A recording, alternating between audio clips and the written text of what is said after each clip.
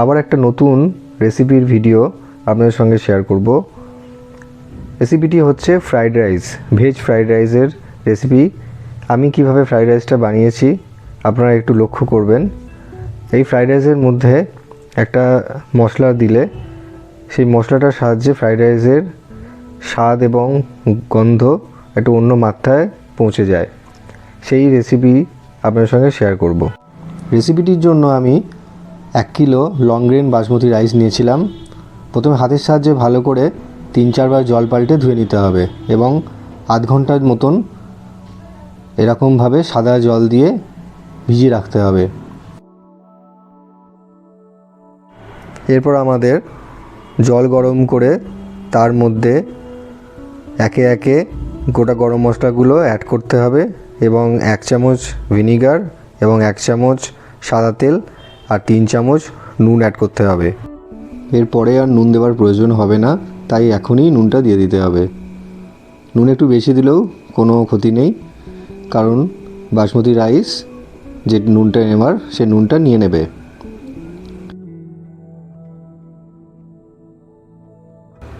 এরপর আমাদের সমস্ত চালটাই এই গরম জলের মধ্যে অ্যাড করে দিতে হবে।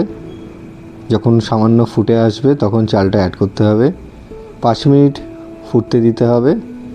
5 মিনিট ফোটার পর এই রকমভাবে যখন ফুটবে তখন হাতার সাহায্যে যে ফেনাগুলো তৈরি হবে সেই ফেনাগুলো তুলে নিতে হবে।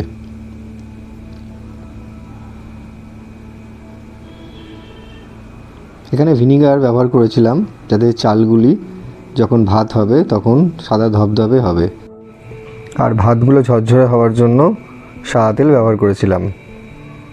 এরপর একটি কড়াইতে 3 চামচ সাদা তেল আর 3 চামচ ঘি দিয়ে আমাদের ভেজিটেবলগুলো ভেজে নিতে হবে। আমি এখানে ভেজিটেবলসের মধ্যে গাজরের টুকরো আর বিনসের টুকরো ব্যবহার করেছিলাম।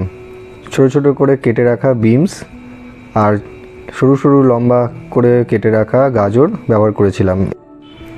আপনারা এর মধ্যে ভেজিটেবলসে মটরশুঁটি আর ক্যাপসিকামও ব্যবহার করতে পারেন। এর মধ্যে 1/4 চামচ নুন অ্যাড করে ভালো করে ভেজে নিতে হবে। ভালো করে ভেজে নিয়ে আমাদেরকে এই ভাজাগুলো তুলে নিয়ে ভেজিটেবলসগুলো তুলে নিয়ে এই তেলের মধ্যেই আমাদের কাজু কিশমিশকে ভেজে নিতে হবে। আমি আধ ঘন্টা আগে কিশমিশগুলোকে ভালো করে ধুয়ে ভিজিয়ে রেখেছিলাম আর কাজুগুলোকে হাফ করে ভেজে নিয়েছিলাম। কাজু কিশমিশকে অল্প ভেজে তুলে নিতে হবে, বেশি ভাজলে কিশমিশ হার্ড হয়ে যাবে। এরপর গ্যাসের ফ্লেম লো করে ওই কাজু কিশমিশ ভেজে রাখা তেলের মধ্যেই 2 টেবিল স্পুন ঘি অ্যাড করে তার মধ্যে চেরা একটি কাঁচা লঙ্কা দিয়ে আমাদেরকে ভাতগুলো দিয়ে দিতে হবে এবং সঙ্গে আমাদের ভেজে রাখা ভেজিটেবলস আর কাজু কিশমিশগুলো দিয়ে দিতে হবে এবং খুন্তির সাহায্যে ভালোভাবে আমাদেরকে নেড়ে চেড়ে মিশিয়ে নিতে হবে, কিন্তু হালকাভাবে কাজটি করতে হবে। বেশি নাড়াচাড়া করলে আবার ভাতগুলো ভেঙে যেতে পারে, টুকরো হয়ে যেতে পারে। সেই জন্য হালকাভাবে আস্তে আস্তে মিশিয়ে নিতে হবে। এরপরে আমাদেরকে পরিমাণ মতো চিনি অ্যাড করে দিতে হবে। আমি এখানে 2 টেবিল স্পুন চিনি অ্যাড করেছিলাম। নুন, মিষ্টি আর ঝাল আপনারা আপনাদের পরিমাণ মতন দেবেন। ঝালের জন্য আপনারা এখানে আরও 1 কি 2টি কাঁচা লঙ্কা চিড়ে অ্যাড করতে পারেন।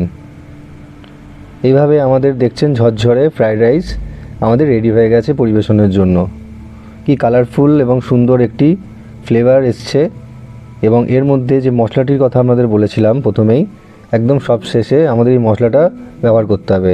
সেটি হলো সাদা মরিচ আর কালো মরিচের গুঁড়ো। আমি এখানে 1/2 টেবিল স্পুন কালো মরিচের গুঁড়ো এবং 1 টেবিল স্পুন সাদা মরিচের গুঁড়ো ব্যবহার করেছিলাম।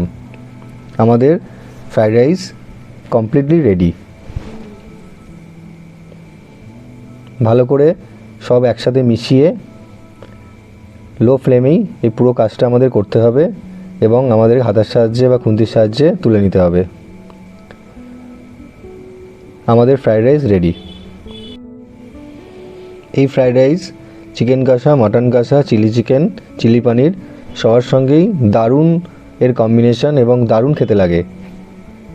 আপনারা বাড়িতে অবশ্যই এইভাবে একবার ট্রাই করে দেখবেন। যদি আমার এই ভিডিওটি ভালো লেগে থাকে তাহলে লাইক, শেয়ার, কমেন্ট করবেন এবং চ্যানেলটিকে সাবস্ক্রাইব করবেন। Thank you.